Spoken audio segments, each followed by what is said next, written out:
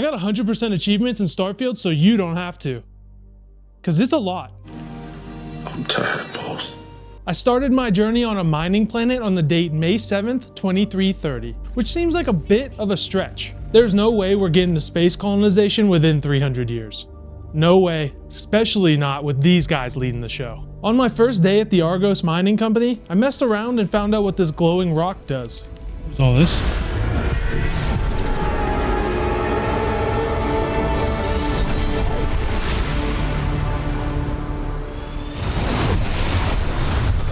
It knocked my ass out and made me wait through an awkwardly long loading screen. But I don't think the loading screen was the artifact's fault.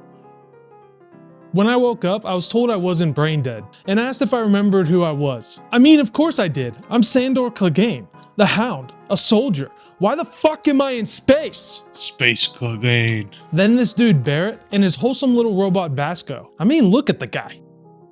Showed up in a pretty cool spaceship asking me about my experience when I touched the artifact. Apparently we shared a similar trauma. Sorry, I mean experience. Barrett told me to take his ship and go find his friends at Constellation. I mean, who gives someone an entire spaceship? Plus he gave me a futuristic G-Shock watch. So I took his space caddy and blasted off to the stars for the first time to get our first achievement.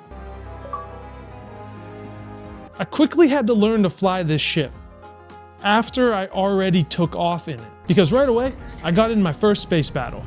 Goodbye.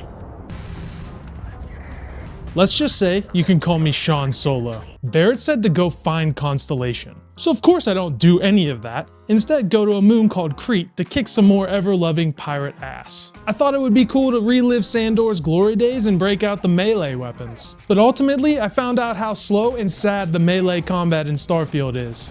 While here, we also learned how to use digipicks to unlock shit, which I oddly found satisfying. Before leaving, we found the pirate leader Brogan. He would be named that. Brogan, Logan, and Dogan. Hogan. Hulk Hogan. That's probably his kid's name is Brogan. Who let us know they're after the ship that Barrett just gave us. Now it's starting to make sense. What a dick move, Barrett! I wasn't about to let them take my new ride, so I chopped them up real nice instead, as one would, and hightailed it out of there. Finally going to find Constellation. Landing in a city called New Atlantis, where Constellation is based and where kids are just smaller adults. My parents aren't dead. We head to Constellation's base, the Lodge, and finally meet the team. To be doing some old-fashioned detective work. Well, I suppose calling you a rock. Can you imagine? Potentially the greatest discovery. It was intense, wasn't it? The artifacts, I mean. I give them the artifact and they let me graduate from space camp and finally join Constellation. They already had some of the artifacts and told me to do two things. One, go help Barrett and bring him back. And two, find more of these artifacts. So of course, I don't do that. Instead, I snooped around and found something so beautiful, so glorious, so easily stolen because of a bug in this Bethesda game. Oh my god. That's a bug. Shocker! To be fair, they did patch this right after I stole it. Doing this ruined soup progression for me for the entire game. Then I set off with Sarah to find some Martian named Mawara, who found a similar piece of metal that Constellation thinks could be an artifact. That's right, we're going to Mars. This is the closest I'll probably ever get. We get there and I'm supposed to talk with the bartender who's our contact, but that didn't go as planned. Look, I'm a husky guy. I like my food, okay? I saw a little snacky snack on the way and I thought no one would mind if I took it. I was very wrong. UC security, you're under arrest. We have orders to transport you and your vessel to your final destination, the UC Vigilance. They took me to their leader, Commander Akande of the United Colonies SysDef, where they gave me an ultimatum. I either go undercover for them and infiltrate the Crimson Fleet, the space pirates, or I go to jail. Not much of a choice here, am I right? So I agreed to work with them, but that doesn't mean I agreed to do it right then and there. Instead, I went back to Mars and I talked to the bartender who gave us a tip as to where Mawara was last seen. From there, we head to Neptune, which gets us... We come to find Mawara's ship hijacked by mercenaries who we put a stop to, and he hands over the artifact as a thank you for rescuing him. Back at the lodge, we meet some new Constellation members. You're the latest poor fool to get dragged into our dysfunctional little family. Kuriko, by the way. Hi. From there, I head to Aquila City, the capital of the Freestar Collective and Freestar Rangers, with Sam and Cora in search of another artifact. But before we left, I stopped at a bar and met this badass looking, but also creepy ass dude named The Hunter, who totally won't be important later on. Anyways, when we got to Aquila, Sam shares that this mission we're on is tied to his ancestor, Solomon Coe, the first person to settle Aquila City. Solomon mapped out Aquila and found an anomaly spot on the scanners, which led Sam to believe an artifact might be there. Before we could even check that out, we get mixed up in the middle of a bank robbery / hostage situation that we help resolve for the Freestar Rangers. This led me down the path to becoming a Freestar deputy, but first I had to complete a little initiation mission to show them that I was up to snuff. Before I set off for that mission, it wasn't looking too good for me to join because I kept fumbling around and couldn't figure out how to use grenades properly. No, I'm not gonna be part of it. Ultimately turning the entire city against me, and that hunter dude randomly showed up and killed me. I totally didn't reload an old save file after that. We went and cleared out an entire base of ecliptic mercenaries with nothing but an axe. People still talk about my feat of bravery to this day. And then we hightailed it back to be the next step towards becoming a full-blown space cowboy, a rootin' tootin' alien shootin' who only really has humans to shoot in this game, Freestar Ranger, was to go check on some farmers on a distant moon that had some trouble with a gang raiding them. We found the gang, and I just need to take a moment to pause here to talk about Starfield's dialogue logic. I literally called out that their uniforms were from the Freestar militia and promptly get told, That's none of your damn business. so then I ask who they are, and I get talked to like I'm a complete dunce cap wearing dipshit? Don't recognize the uniforms. Guess I shouldn't be surprised. Where is the logic? Anyways, we find out that they have a ship from Hope Tech, which it seems that they stole right from their factory. We went back to the Rangers base on Aquila to talk to Daniel, the boss, who was hiding in the attic that I couldn't get to. Story on Montero Luna. You helped someone in need and came back alive. Gotta love Bethesda game glitches. We head to Hope Tech to question their CEO, Ron Hope, but we're told to You stay on his good side. stay on his good side because he's on the Council of Governors. Because they're who the Rangers report to or some corporate slimeball bullshit. Ooh, I hate that stuff, man. Sleazy business people really get my gears a grinding. I'm looking at you, BlackRock. When talking with Ronnie Boy, he told us that no one reported the ship being stolen from their factory because he told them not to. He said his reasoning was because he's in fierce competition with other starship manufacturers and can't show any sign of weakness. You smell that? His staff member, Cassette, stated that the stolen ship was seen landing on Neon. So we have our next lead. To get more information on the ship, we had to clear a ship technician's debt from a local gang called the Syndicate. I cleared his name without violence. But then I had second thoughts about that.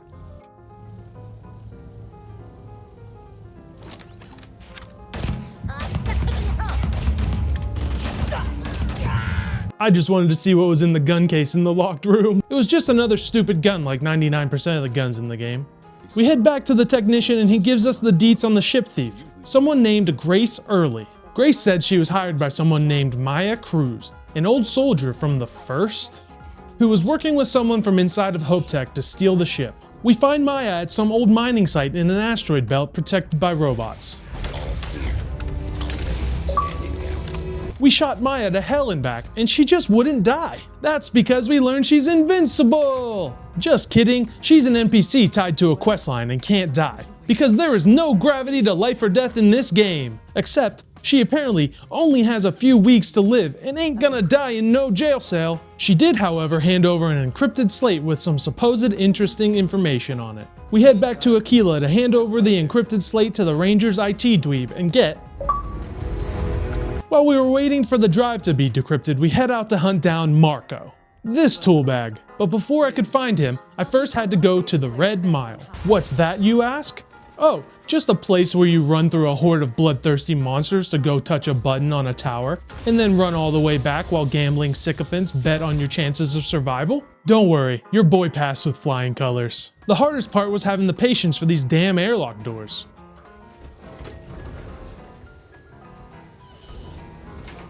Then the owner gave us Marco's location. But before we left, we took this chance to upgrade our ship for the first time. We set off to find Marco, who we squeezed for more information on the first, but he wanted to be a tough guy. Which didn't work out too well for you, did it, Marco? Huh, bitch boy? We looted his dead body to find an encrypted slate that led us to an old Freestar mech factory, where the First and their leader, Major Hall, were hiding out at. After a little blasty, we found Hall and put him down. Well, this shit again. I can't believe it. You just took on some of the best mercenaries in the Freestar Collective and cut right through them. I think that says a lot more about you than it does me, pal. Awkward. Hall then let us know who was behind the crime the whole time. Imagine my surprise when Ron Hope showed up. He offered me a lucrative contract to take possession of certain farms throughout Freestar space. I knew I smelled something corporate-y and full of bullshit when I met him. We told Hall we were taking him in, and he refused. He gave us the evidence to arrest Ron Hope, but then he said he was going out fighting. Then we confronted Ron Hope about his plot. Two-faced bastard kept the slate. He let us know that he tricked the farmers by giving them fertilizer that would poison their land, causing them to leave. But it turned the soil into a mineral gold mine that Hope Tech would then take over. Nothing. For that, I put a swift end to Ron Hope's career. From there, we went back to Aquila and gave our briefing, and they made me a full-blown ranger. I hereby promote you to the rank of ranger. The promotion's well earned. After the big party that the Rangers put on for me, I finally took a break to go back and rescue Barrett and take him back to Constellation. But when I got back to the mining site, Lynn told me the pirates took him. So we jetted off to a distant moon in an effort to find him. But as soon as I landed, Starfield tested my moral code. Surprisingly, as I was on this moon, a ship landed and I greeted the crew. They said they needed some help. They were stranded without water, so I gave them some. But the whole time I couldn't keep the intrusive thoughts out. It was just there, staring at me. I had to take a look at this ship. Once I was in there, I noticed no one was around to stop me. Why not? Why shouldn't I take their ship as a reward for my good deed?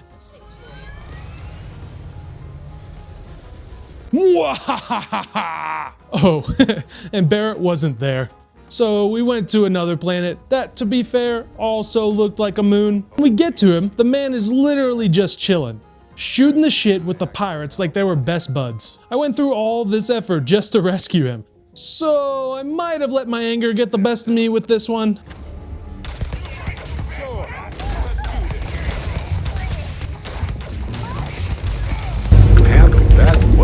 After dropping Barrett off at the lodge, we head to Constellation's second base, the Eye. Here we meet our dude Vladimir, or as I like to say, Vlad Daddy, who gives me some more locations of artifacts across the galaxy. The first stop was Piazzi 1. I know you're all hungry for pizza now. Me too. Where we meet another Constellation member, but this time, it's the angry one. We continue through the cave to find another artifact, and then we go to another slice of Piazzi, this time Piazzi 4C, and find another artifact. After that, we jump back to the lodge to add them to the collection. And then we go back to the Eye to talk to Vladimir. Good old Bethesda games. I just feel like I'm constantly traveling long distances to talk to someone. Why can't I just call them? He tells me he's found an anomaly that he wants me to go check out on Procyon 3, which ends up being this an ominous tower in the middle of nowhere. We enter the tower and there's this weird glowing stuff that just generates out of nowhere that I guess I just rubbed myself in. I'm not really understanding the point of this. Doing this gives me another artifact and some cool space powers. Ooh, gravity powers. Which on first test didn't seem to do jack shit. We went back to the lodge where everyone lost their mind about what just happened. Like a literal gift from the heavens. I feel like the whole universe has been upended. But we got... I get cool space powers and instantly Walter wants me to help him out with a little espionage mission on Neon to try and gather another artifact. Pretty much, we're meeting up to make a shady back club deal for an artifact with a suspicious seller who we had to identify by saying a password to, with the identifier being people carrying around a briefcase. In a club? I guess that's weirdly common here. It turns out the seller stole it from one of Walter's business rivals, and we had to do a little sneaky sneak to get to the executive level of the Slayton Aerospace building. Nicholas Slayton and his security were waiting for us, and the situation was tense. But ultimately, Walter used his slimeball business powers for good. But we did decide to turn the thief into the authorities, just to make Sam happy. I know, boo. But then we found some contraband in good old St. Nick's office and stole it. You know, for blackmail. After we take off, we got stopped by this crazy ass looking ship. They called themselves the Starborn and told us to hand over the artifacts and to stop searching for them. Ultimately telling us to abandon your thirst for knowledge or drown in it. Sounds like something familiar. But then we decided to grab jump away before they could do anything. The con squad had a little meeting and decided to research the ship and information about the Starborn, while ignoring the Starborn's warnings. That's right, we're gonna keep looking for the space metal and there's nothing they can do to stop us. We blasted off to a distant star system to look for the next one and got... Now when we get powers and artifacts from those temples, a singular Starborn shows up after the fact to try and fight us. Star bitch, am I right? I took this moment to do some exploring and see what the procedurally generated outposts looked like. The first time is cool and all, but I shit you not, I ended up seeing the same building and layout at least 2 more times throughout the game. While I was there, Sandor used his totally in character lockpicking skills to break a lot of locks.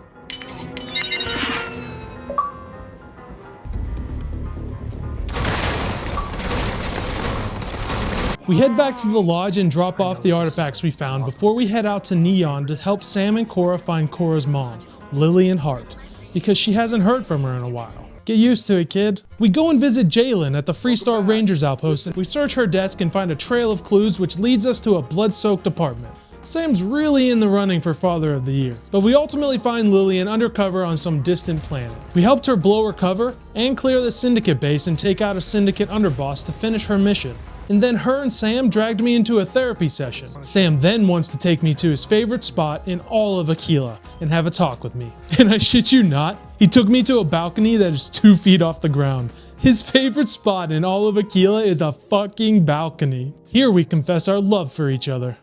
You know, you're pretty amazing. Oh yeah, that's right. Bet you didn't expect this to be a whole Brokeback Mountain situation, did ya? The whole time we've been adventuring, I only cared about one thing.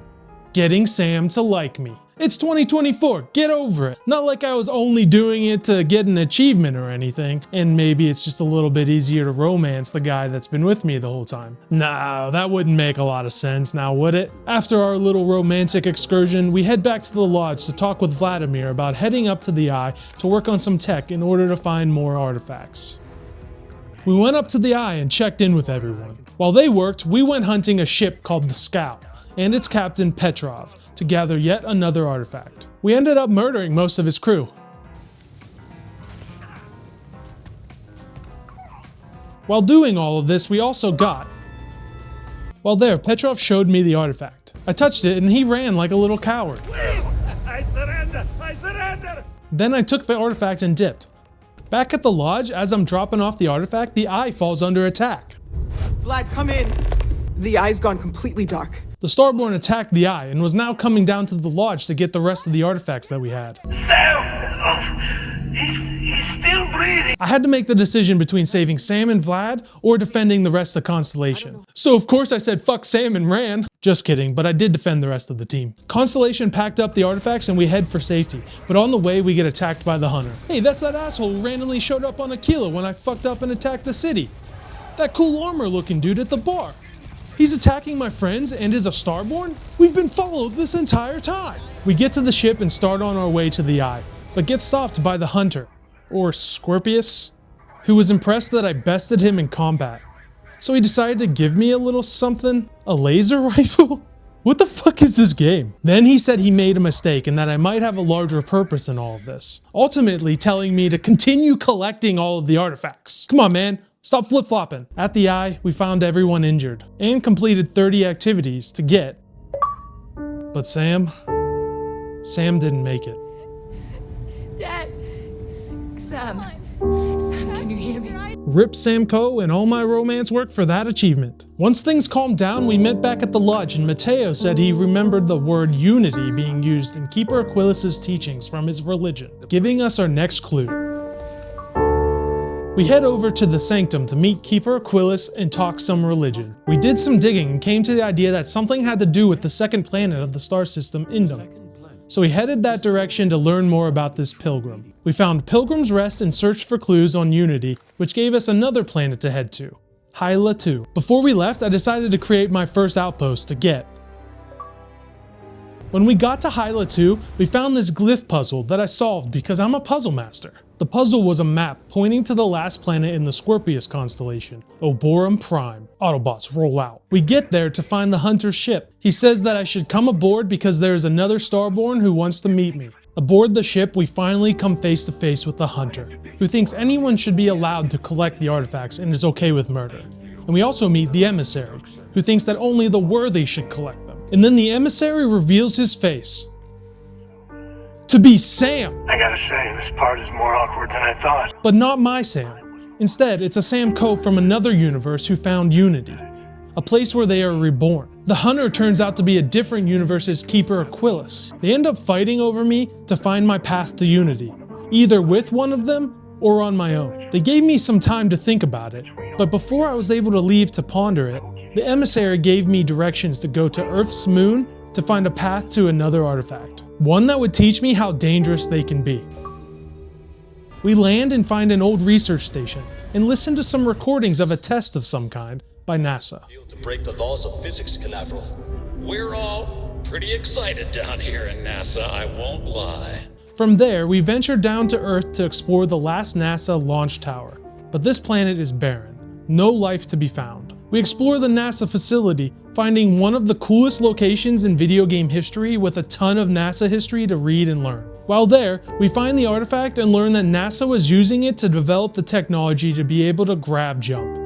You know, jump from star system to star system in no time. Doing so caused the atmosphere to collapse around Earth, giving humans 50 years max to figure out how to evacuate the Earth and learn to live in space. The Emissary and the Hunter landed, wanting me to give them my decision. I grew tired of their incessant squabbling, so I decided to not side with either of them, which of course they got pissy about.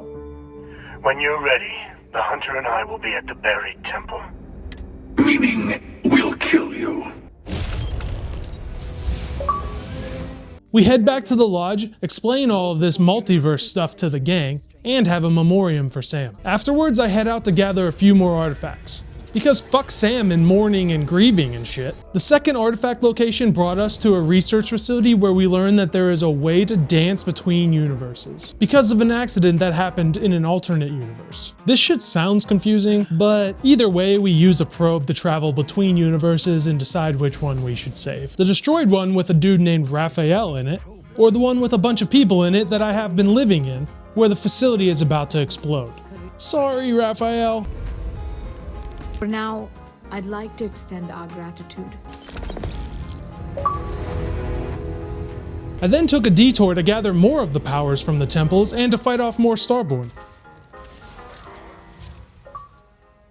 After that, I slowed things down a little bit and went back to Neon to take a crack at a real job. This time, Starfield did the unexpected. It became a real-life simulator and made me complete every human's least favorite activity. A job interview. I shit you not, one of the main faction quests makes you start out by completing a job interview for some corporate shill job at Ryujin Industries. Todd, I swear, sometimes you just make me want to grab a bunch of cute little stuffed animals and shake them. I get the job on the spot, and my new boss tells me to do what every single boss asks of their assistants. Get them some fucking coffee. While there, I get accosted by the shit-ass who had the job before me. I talked him down, and for doing so, Imogene did the most unrealistic thing in a job place.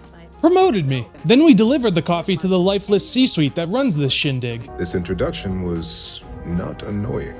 Now that you've met a few of the execs, let's get you started. From there, Imogene had me upload a slate on one of their competitor Selk Corp's computers in my first act of corporate espionage. She had us do a couple other shady dealings, but along the way I got... Then Sarah took me to her favorite place in the world, which really put Sam's spot to shame. Fuck that dead ass. Not like I'm wearing his outfit or anything. We confessed our love and set the date. back on Paradiso with her old boss of Constellation as the officiator. Before we sealed the deal, I had a few more jobs to wrap up at Ryujin. One of my jobs required me to get some info from a source on a competitor's top secret project. But turns out that project was Ryujin's own project that they stole. That's right. We have a mole. After doing some digging, which included breaking into Ryujin's tower to run a program on Ularu Chen's computer, we figured out that the mole was none other than Imogene herself. She was doing the two-time classic of selling secrets and setting up a trap where her own boss would be blamed. Sneaky, sneaky. But wait, she claims Ularu set her up by using a mind control tool that Ryujin has been developing called a neuroamp. She gives me a slate to take back to Dalton, the head of security, for him to figure out who really is the guilty party. He checks everything and all the evidence points back to Ularu Chen actually being the mole. They end up removing her from her position, but at that time I was given a surgery that puts the mind control tech in my head so that I could test it out. Human trial style. All it really let me do was manipulate someone to do some simple actions that I want them to do. For real though, I never really used this skill unless I was told to, which was like once. After all of that, I finally tied up a different knot. You know, the one with Sarah. To round out the Ryujin questline, I tried to convince them to stop developing neuroamp technology, which I failed at. But for all my hard work, I got promoted to senior operative. Whatever the hell that means. We all know most senior titles are bullshit. So remember that time I got arrested by the UC SysDef and was told I could either go to jail or work with them and infiltrate the Crimson Fleet? Well, I guess it's time for me to make good on that promise and start doing that shit. But here's the funny part. I'm a human, a big dumb one, and I kinda forgot to record the first part of this quest. So in short, I met the head of the pirates, some D-bag named Delgado. We went spelunking in some prison to find any bit of information on the founder of the Crimson Fleet's last whereabouts, and the treasure he was rumored to have left behind. His name was Crix, and we learned he was hunting a Galbank transport ship named the Legacy, which was carrying a fortune of credits. You know, like a real pirate legend. After we got back to the Crimson Fleet base, I was told to go infiltrate a Galbank cruise ship and steal a Galbank executive Larry Dombrowski's credentials. Before I headed out to do that, I also took a detour. We went to the best planet to level up in Starfield, Schrodinger 3. It's the best, or at least best at the time that I played, because of the sheer amount of creatures to kill. This is where I got.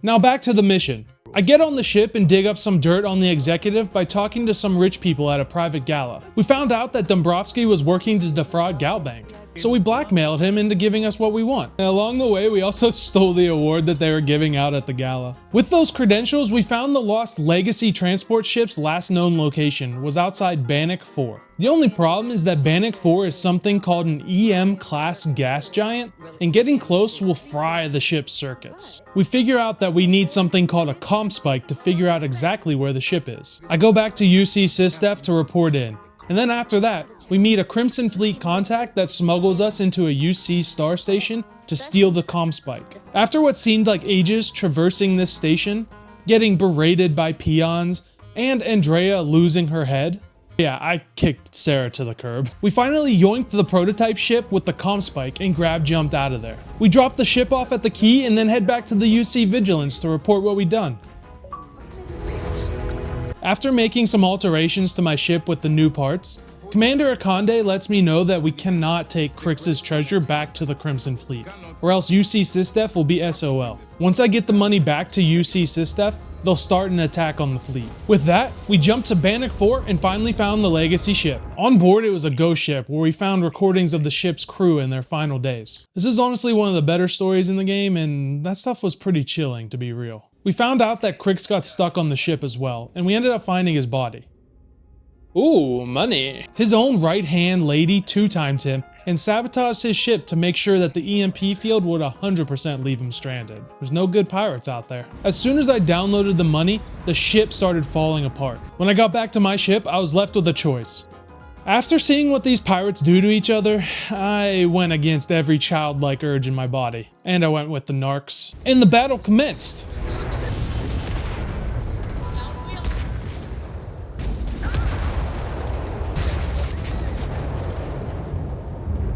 All right, that didn't work. Let's try this.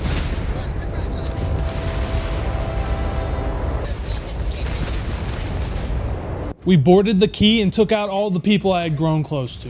Make sure you aren't being followed. We wouldn't want the UC to know. We also crafted 100 items and confronted Delgado. A noble death. When I returned to the UC Vigilance, I was greeted as the hero I always knew I was. What? Even heroes have to steal from time to time. I believe congratulations are in order. Call it a reward, a token of appreciation. Y'all better not shortchange me after carrying your asses. Ooh, I stand corrected. After taking down the Crimson Fleet, I only had one more faction to complete, the UC Vanguard. To join, I had to walk through their orientation hall, and then take the spaceflight simulator exam where we had to defeat at least 3 tiers of enemies. I passed, of course, and was sworn in, while also being stared at so passionately by my recruiting officer. Give it your all out there. My first mission was to go and repair some comms equipment for a group that was trying to refurbish an old colony war processing plant. Although when we landed there, we found everyone to be dead. Like, horrifically dead. Except for one lady, who told me to be careful because there's something lurking around the base. You don't say. She says her name is Hadrian Sanan, and that she came because of a rumor of something called a terramorph. The thing that killed all of the settlers, and one of the most brutal aliens to ever exist. I know, I said that we mainly only shoot humans in this game, but to be fair, this is the only time it's really a part of the story that we shoot an alien. She asked me to help her get a sample of the creature's tissue, meaning we have to kill it in order to confirm it is in fact a terramorph. We lured the foul beast out and used defense systems to take it down. Hadrian asked me to take the sample to a Dr. Percival Walker. Dr. Walker is surprised because the sample is an identical copy of the terramorphs that were found on Londinian, the worst terramorph attack in the history of the universe. But it was clearly grown on the planet that we found it. So how did it get there? We took this information to the cabinet to try and gain access to some historical research on the terramorphs. While doing so, Hadrian let me know that she was actually a clone. Say what? Of infamous UC Admiral Francois Sagnon, one of the brightest strategic minds in the history of the United Colonies. She goes on to explain that her father was executed for the things he did during the colony wars. After this heart-to-heart, we met with the cabinet. In the middle of the meeting, the city went into a lockdown because of a, you guessed it, a terramorph attack. Oh yeah, terramorphs apparently have mind powers where they can control people. After this, the cabinet gives us approval to access the old terramorph research, and then we head to Londinian. But before I do that, I'm asked to go meet an ultra top secret member of the UC who wants to talk with me in some secret hidden base. We find that this person was Vae Victus, Hadrian's clone father, Francois Sagnon. He was in fact kept alive by the United Colonies. He said he would give me the names of the research team members to complete our research if I help him by killing an old colleague of his that was researching mech warfare. So I agree and head out to find him. He ended up killing himself though, so we took his ID back to Francois. We tell Hadrian her father was in fact alive, and initially she was shocked, but she was grateful for the news. After getting the whole team back together, we finally headed to Londinian to find out the truth of what was actually going on. While there, we fought off a lot of terramorphs and found this strange plant called the Lazarus plant, which can be found only on Londinian. We saw more heat leeches, and things got spooky. Oh, heat leeches are these like little slug things that like to hitch a ride on people's spaceships. We then found a room that had a large collection of Lazarus plant in bloom. When suddenly,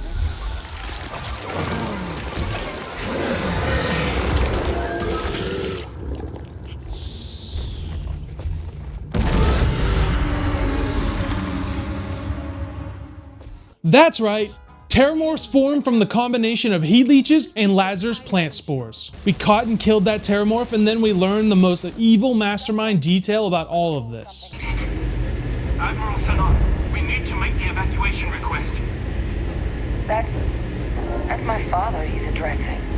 It just transformed. An invisible weapon. No planet would be safe. Dun dun dun! Vae Victus knew about the Lazarus plant transforming the heat leeches and ordered the bombing of Londinian.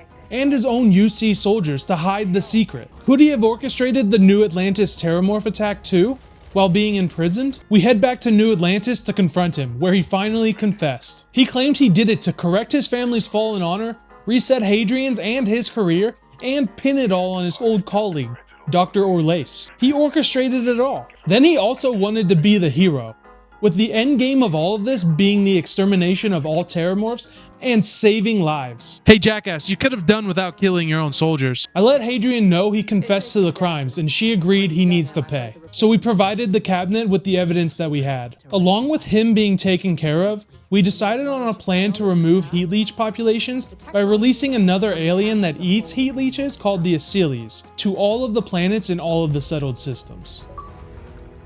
After being the hero the galaxy needed right now, I decided to be the criminal it deserved and smuggled some contraband. Prepare to be scanned for contraband. Scan complete. Welcome to Gagarin.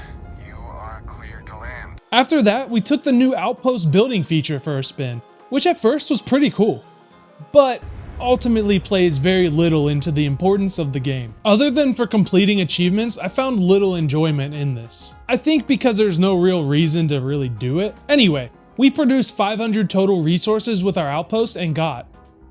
Speaking of a cool gameplay mechanic from a science nerd perspective, but not that fun from a gamer perspective, we collected 500 inorganic resources, aka we mined resources to get. With all these rocks and outposts, we also connected 5 of them with cargo links. Next, for just fun, I just decided to black out my ship, cause like that's a super cool thing to do. Speaking of ships, to get one of the best ships in Starfield, you can do this quest called Mantis. It only starts when you find a random holotape called Secret Outpost. Following that quest, which has a decent story, rewards you with not only a great early game ship, the Razor Leaf, but you also get the Mantis spacesuit as well. After completing this, I said screw it and bought some more ships. We knocked out the achievement for landing on 100 planets while on the journey to visit all of the star systems. And look, while I've been enjoying myself up to this point playing Starfield, if I have to go through the routine one more time of opening menu, selecting star system, pause, grav jump, and then loading screen again and repeat, I might jump out of a moving buggy in the middle of a safari after looking at a pride of lions. Now this next trophy's name is very fitting for every human's life. Excellent. Thanks for giving me a chance.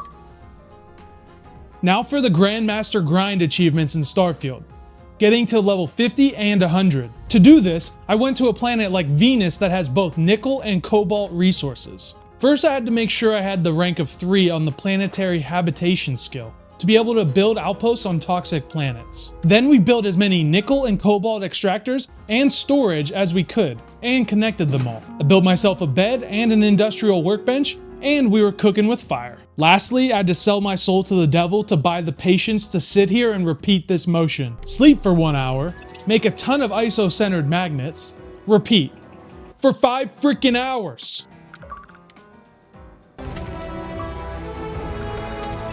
This is what it does to you. After 5 hours, does this look like the face of a sane man? Remember how I had to go gather 500 stinking rocks for an achievement? Well, I also had to go collect 500 cool plants as well. Now we're finally here. The end. Or what we think is the end. We need to find the last artifact in order to reach Unity. To find it, we had to get underneath a military base on the planet Masada 3. But of course, that wasn't gonna be simple. Starborn were there trying to stop me.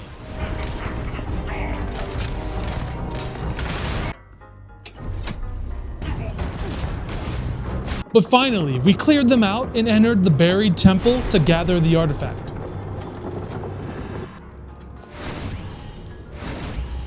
Well, here we are, ready to kill each other for the artifact.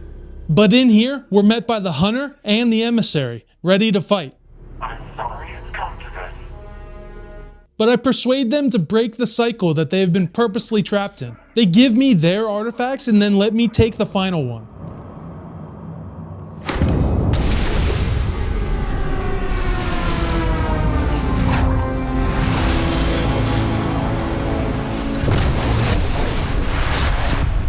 We put all the pieces together to complete the armillary, and then grab jump to Unity. That's right, Unity is a location.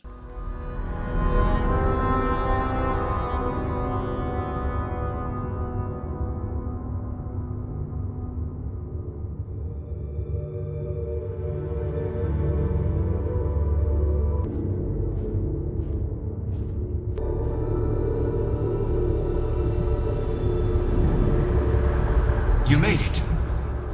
I hope you're enjoying the view. I never get tired of staring at it. Eternity. I am as much you as you are a part of everything. All points connect to here. When a star is born or dies, its existence beats through the heart of this place. The Unity. I have seen all you are, have been, and could be. Do you feel like you've lived a good life? Is there anything you regret? That's good. You will need that clarity for what comes next. We were left with a decision. The final decision.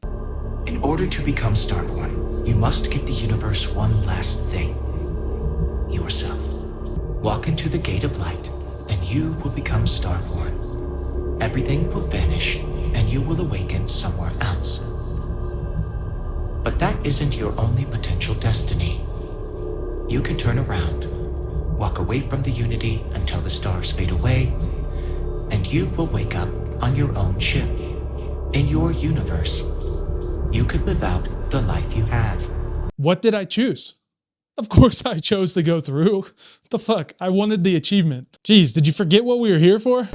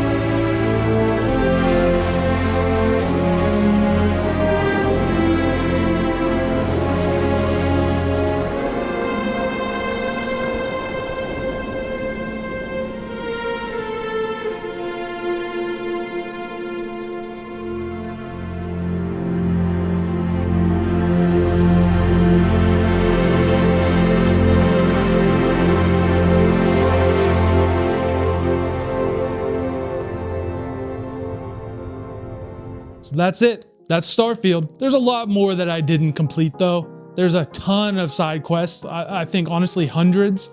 I didn't even bother. I just wanted to get this done. I might go back to the game and complete it later. There's also the DLC coming out soon. I think in a couple of months from now. I haven't really gotten a date, but I heard rumors that it might be coming out mid 2024. And I'll be honest, achievement score for this game, I'm gonna give it like I'd say like a good 5 out of 10. I felt fulfilled because it was tied to the story, but the majority of the grindy achievements just really weren't that fun. And honestly, most seemed kind of pointless. Maybe with the DLC, there'll be more mechanics that they add into the game that make like the outpost and the mining and everything, all those gameplay mechanics more useful. And just so you know, like the achievement score, I rate that off of like fun and just how hard they were, keeping it simple. Overall game score though, I give it a 6.5 out of 10. You know, I really loved it. The game was a great start to a new franchise, and I loved the theme. You know, I love space and science. I'm a huge fan. I'm a freaking nerd at heart, all right? The story was fun and interesting overall, but there was clearly a lot of issues with the gameplay mechanics and areas of the story that just seemed repetitive. It kind of felt like they were put in for filler, without really thinking about how it would make the game more fun. Overall, I really loved exploring the world of Starfield and getting all of its achievements. And I'll be honest, like, I love Bethesda. I love their games and all of the quirkiness that comes along with them. To wrap it up, I just think there was some more work that could have been done to kind of make the gameplay a little bit more polished and a little bit more fun and make more sense along with the story. That's it for Starfield, and I'll see you on the next one. Peace.